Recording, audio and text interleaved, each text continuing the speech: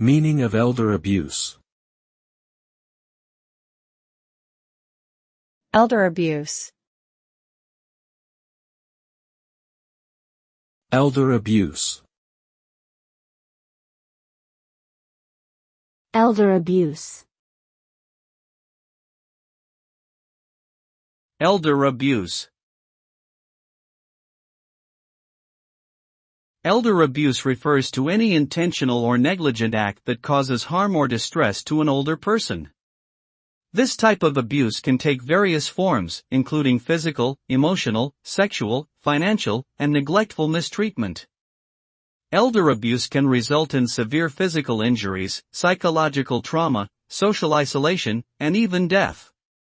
Victims of elder abuse often experience a decline in their physical and mental health, diminished quality of life, and loss of independence. It is a serious issue that requires prompt action and intervention to protect vulnerable older adults from harm.